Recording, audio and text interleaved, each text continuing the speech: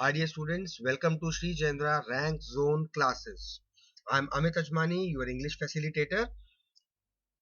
We have been taking up a few formal letters and we'll be continuing up, and today in this particular lecture I'll be telling you about the recovery letters. Now, whenever a person is doing business, our purpose is to sell goods to our customers, to sell our products to our customers. And in a common business practice, it is quite normal, and of course nowadays it is quite necessary also to sell goods to the customers on credit basis. Credit basis means the payment will be received later. We are selling the goods to the customers and we'll get the payment later.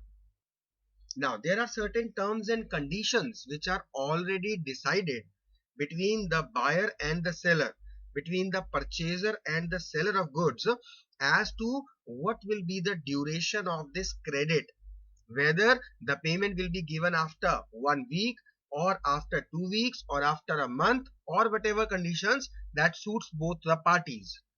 Now, the important thing is, as per the conditions of this deal between them, the amount should be received.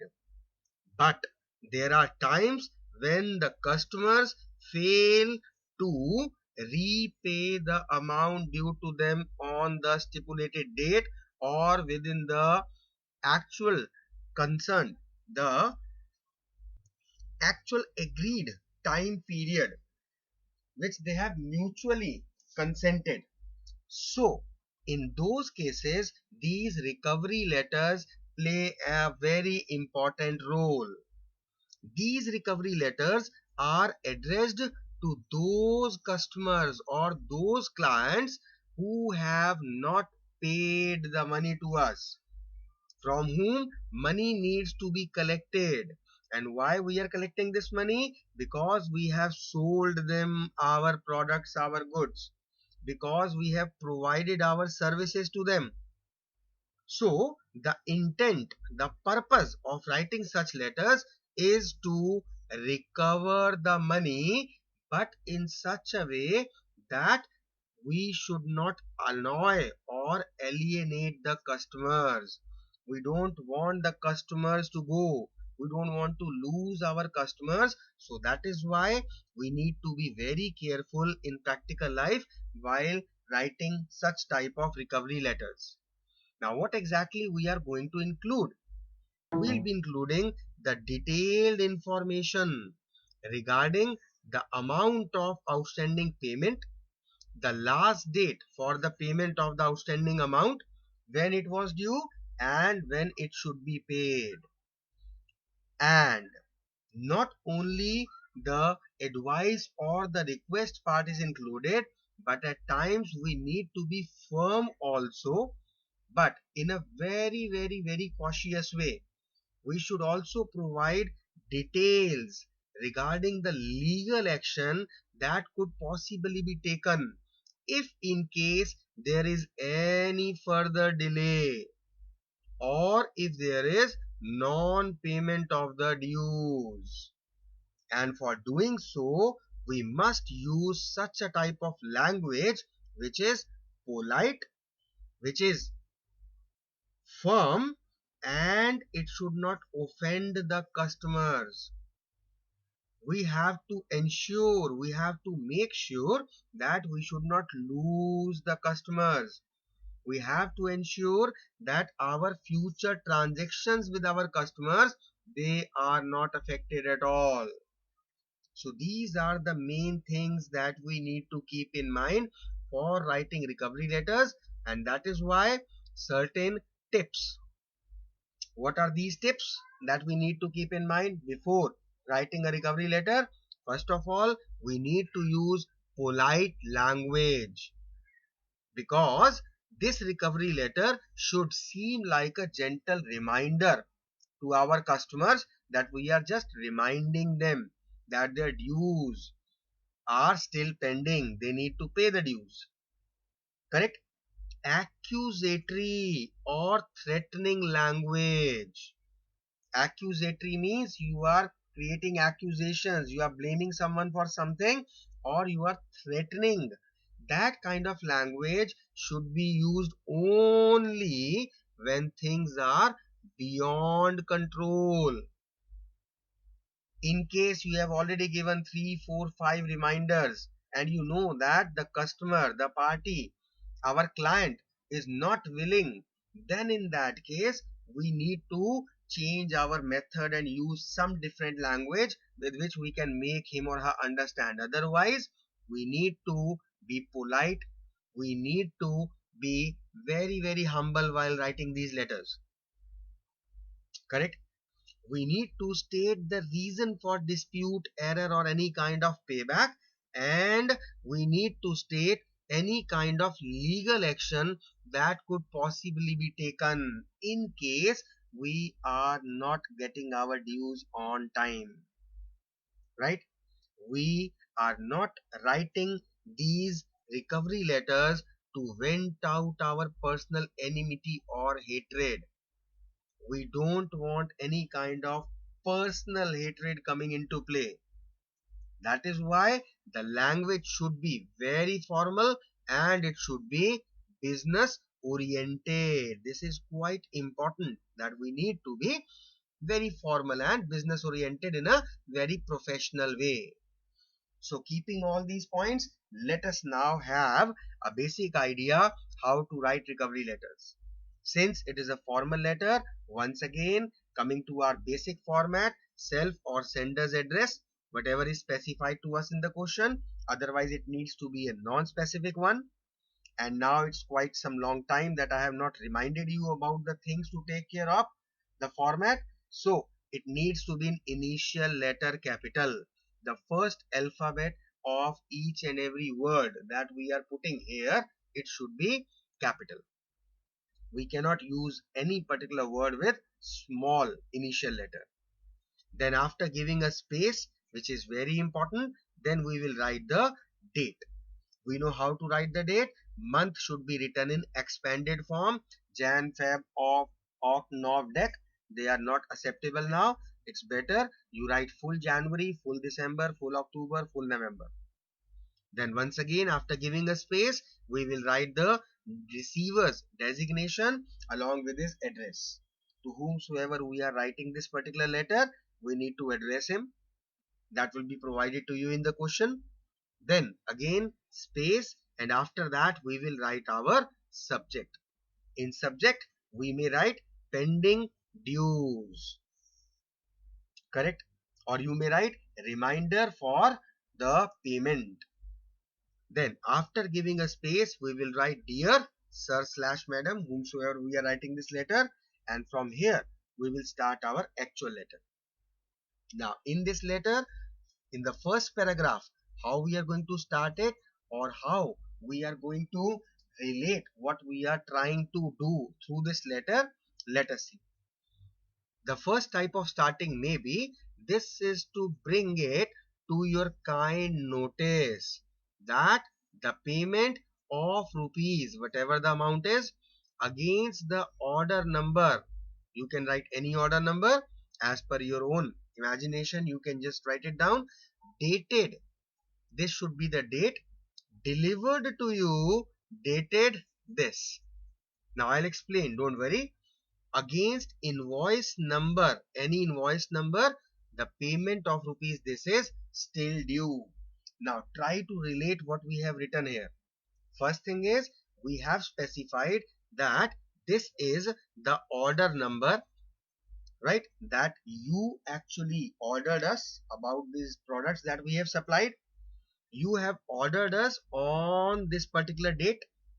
We have delivered to you these products on this particular date, and the bill number or the invoice number was this. The total amount was this much and the payment is still due. But which payment? This is what exactly we have specified through all these details. So this is the first case when we have actually delivered the goods to some customer or client, right? And the payment, he has not paid it yet, That is what we are reminding him. So we need to be very specific. What was the date of order? What was the date of delivery? Bill number, the date and bill number all are equally important, and of course the amount of payment. So these are a few things that we need to include in our first paragraph. Right? I hope now it is clear to you. It is all the blanks that you need to fill in. That's it. Another way, as per the terms and of the agreement, the payment was to be made within 15 days of receiving the order, but we are yet to hear from you regarding the same. So these were the terms and conditions, that once the goods are delivered to the customer, after 15 days the customer will pay to us. These were the conditions we agreed upon. But we are yet to hear from you regarding the same, means we do not have any kind of communication whatsoever as to why the payment has not been made, why is it delayed, and when exactly they will be making the payment. Got it? Fine. Now, because this is quite obvious that there will be some days as per the agreement, so that is why if we are making the above starting, in that case we need to be very observant while writing the dates. For example, the order number that was given to us, let us take hypothetical examples. If I am writing that, if above the date on which we are writing this letter, just try to relate. This is quite simple and common sense that we need to relate.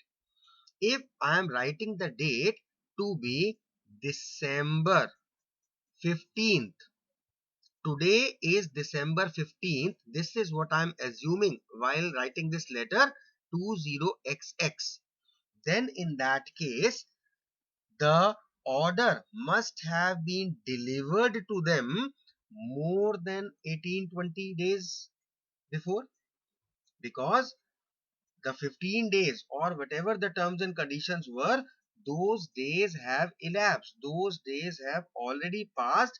Then again we must have waited for another 2 or 3 days, and after that we must have written this recovery letter.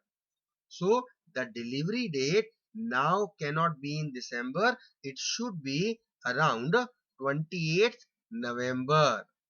And if we have delivered the goods on 28th November, that means they must have ordered minimum 2, 3, 5 days back, because even we would have taken some time in manufacturing or producing or collecting and delivering the goods to them. So the order must not be more than 25th November date. It can't be, right? And one more thing, students, when we are writing something in a professional manner for a professional examination, over there we cannot make any kind of fun. What I mean to say is, you should be sensible, you should be practical, you should be realistic. For example, this is to bring to your kind notice that the payment of rupees 20. Now this is maybe funny from your perspective at times, but we cannot, we should not do like this thing. For a payment of 20 rupees, we are writing this letter. This is absurd. This doesn't make any sense. And the payment of rupees 20 crores. Now, this is also absurd. Maybe for normal companies or even very small companies, these must be the transactions. For big companies, it is a matter of 200, 2000 crores also. But when we are writing, it should be realistic. The payment of 1 lakh, 2 lakh, 3 lakh, 5 lakh is okay, but it should not be 20 or 50 rupees, and it should not be 200 crores or 500 crores. Okay, so we need to make sure that we need to be practical, we need to be sensible, and we need to relate what we are writing. Correct? So this was the second type of starting we can do.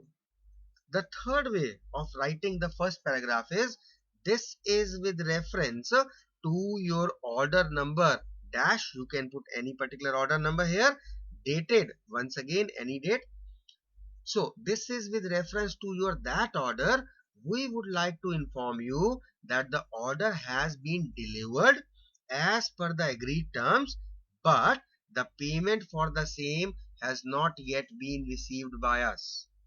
So you have placed an order with our company. We have already delivered the order, but the payment part, that is still pending, that is still due. So these are all the type of startings that we may choose from if we are talking about any buyer-seller relationship, that somebody bought some goods from us, we sold some goods to that particular person, and now the payment is due. Now there are times when the goods are not involved. For example, directly if someone has taken a kind of loan, then the starting will be a bit different. How? Let us see. It is also a type of recovery that we are doing. This letter is a gentle reminder for the payback of the amount of rupees, whatever you want to fill in, that your company has, it should be has, taken from our bank in dash last year, 2 years back, 3 years back, last year, or whatever year, you can just put it in the blank. So this letter is a gentle reminder for what? For the payback, for the payment of the amount of this much that your company has taken from our bank. So now we are writing on behalf of a bank, and we are writing to a particular owner of a company who has taken a loan from our bank and has failed to pay back. Correct? So this is, he has taken direct cash as a loan from our bank. This is how we are going to start our first paragraph. I have given you ample of startings. You can choose any, whichever you feel comfortable, convenient, and whichever you feel that suits you. Or you can mix and match. You can take ideas and you can think about something from your own side. Okay, this is just to guide. This is just as a kind of helping hand I am providing to you for a reference sort, that you should be able to relate what are the various options you have got to start. Now when it comes to the middle or the second paragraph, we will specify about the terms and conditions, and once again we'll try to relate the person that he needs to make the payment, and if not, then in that case we need to be firm by using some words like legal action, so that he should feel threatened a bit. He should also feel that he needs to make the payment earliest possible. Let us see how. So as per the loan guidelines, on completion of 12 months, you would need to pay back the loan with appropriate interest. These were the guidelines that we already had in written regarding the terms and conditions of the loan. So now we will ask them very nicely in a polite manner to pay back. How? As the payment is due since long, we would appreciate if you send the check immediately. Or another way is, as the due date of payment has elapsed, has passed, we would appreciate if you settle the dues earliest possible. Along with that, we are using some firm words like to avoid any further action as per the terms of the deal. Whatever deal is made between a buyer and a customer, it always has certain provisions in case of non-payment. So what will be the provisions? What will be the future consequences? What could be the possible outcome? That is all mentioned in the deal that is done. So that is what we are reminding our customers, that maybe, sir, you have forgotten that there was a clause, there were the terms and conditions and provisions in the deal, that if you don't pay, so we can take any legal action, you have to pay extra interest, there will be a penalty or whatsoever. That we are not specifying directly, just with indirect words we are reminding them that they need to pay the dues earliest possible to avoid any further action. What type of action? That will be decided later. Got it?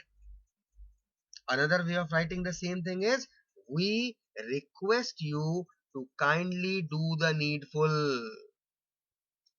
Whatever is required, please do it within the next 6 working days. We are giving them a time span of 6 working days. Correct?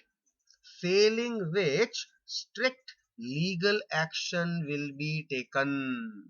So if you still fail to make the payment because it is already due, we are again giving you 6 days time, and if now you don't make the payment, obviously we are left with no other option than to go legal against the customer.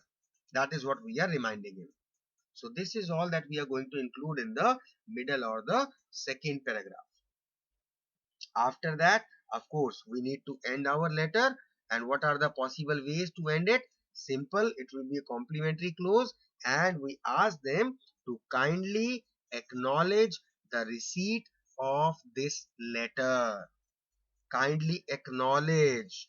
They have to sign that yes, they have received this letter. Why? Because in case after 6 days or whatever days we have just threatened them to take any legal action, we do not want that they should have an excuse, or they should be coming up with this particular statement ki sir, we never received any kind of communication from you, we forgot, we didn't remember, you didn't remind, we never knew, right? So these are the various excuses normally customer tend to make. So we do not want to give him this excuse. That is why we want that he should give an acknowledgement to us that he has received this letter, that it will act as an evidence that we have actually given him a reminder that he knew that he has to make the payment, but still he is not making it deliberately, so that goes against the customer, right? So this is how we are going to end the letter. Then of course thanking you, yours sincerely, whatever your name is, along with your designation and the name of the organization for which you are working. Correct? So this is a kind of recovery letter that we write whenever any of our customer doesn't make any payment within the terms and conditions already decided, within the time stipulated, within the time frame when he needed to make the payment. Clear? So I hope that you have understood how to write a recovery letter. Please go through it and try to select whichever starting you are going to choose. After that, try to relate how you are going to write the middle, which particular points you are going to take, what will be the sequence and the chronological order of what you are writing. So make sure that you do all these things in advance, so that you are well prepared and you already know that if in case I'll get recovery letters in my exam, obviously I am going to write this. No more thinking there in the examination, no more wasting of the time, and no more cuttings. Got it? So please relate this letter, and if possible try to write down the points on the register and try to write a letter of your own. Clear? So I am ending up this session here only. In the next session, we'll be taking up the next type of letters. Till then, take care of yourself. Have a great time and thanks for bearing up with me. We'll meet soon with the next topic. Goodbye, everyone.